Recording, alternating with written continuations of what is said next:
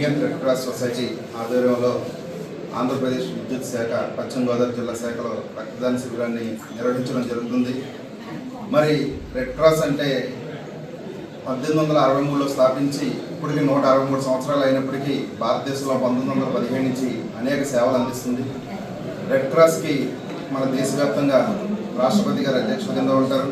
అదేవిధంగా రాష్ట్ర స్థాయికి వచ్చేప్పటికి గవర్నర్ గారు, జిల్లా స్థాయికి వచ్చేప్పటికి కలెక్టర్ మేడం గారు రెడ్ క్రాస్ ప్రెసిడెంట్గా ఉండడం జరుగుతుంది. రెడ్ క్రాస్లో బ్లడ్ యొక్క ఆవశ్యకత ముఖ్యంగా ఉన్నప్పటికీ డిజాస్టర్ మేనేజ్మెంట్, విపత్తులు, వరదలు, యుద్ధాలు ఏం జరిగినా కూడా అక్కడ అనేక రూపాల్లో సేవా కార్యక్రమాలు మన రెడ్ క్రాస్ అందజేయడం జరుగుతుంది.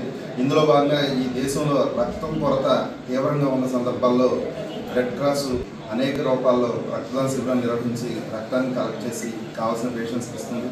ఇక్కడ రక్తదానం చేసే ఒక వ్యక్తి రక్తం ముందు ప్రాణాలను కాపాడుతుంది. మరి ఇటువంటి మహత్తర కార్యంలో ఎలక్ట్రికల్ డిపార్ట్మెంట్ వారు ఈరోజు ఈ రక్తదాన శిబిరంలో పాల్గొని వారు రక్తదానం చేస్తున్నందుకు ఇండియన్ రెడ్ క్రాస్ సొసైటీ తరఫున వారికి ధన్యవాదాలు తెలియజేస్తాను. Very good morning to all of you అండి. ఈ యొక్క బృహత్తరమైనటువంటి కార్యక్రమంలో ఈపీడీసీఎల్ తరఫున మీ అందరికీ ప్రత్యేకమైనటువంటి ధన్యవాదాలు తెలియజేసుకుంటున్నాను. ముఖ్యంగా మన district collector, honourable district collector madam గారికి ఈ యొక్క అవకాశాన్ని మాకు కల్పించినందుకు ప్రత్యేకమైనటువంటి ధన్యవాదాలు మేడం గారికి ఈపీడీసీఎల్ తరఫున తెలియజేసుకోవడం జరుగుతుందండి.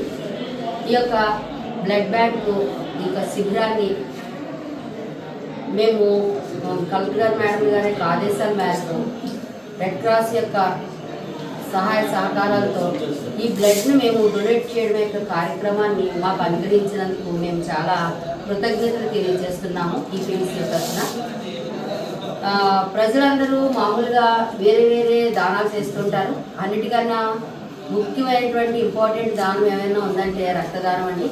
దానివల్ల మనం ఒక న్యూ క్రియేషన్ని మనం ముందుకు తీసుకొని వెళ్ళగలం.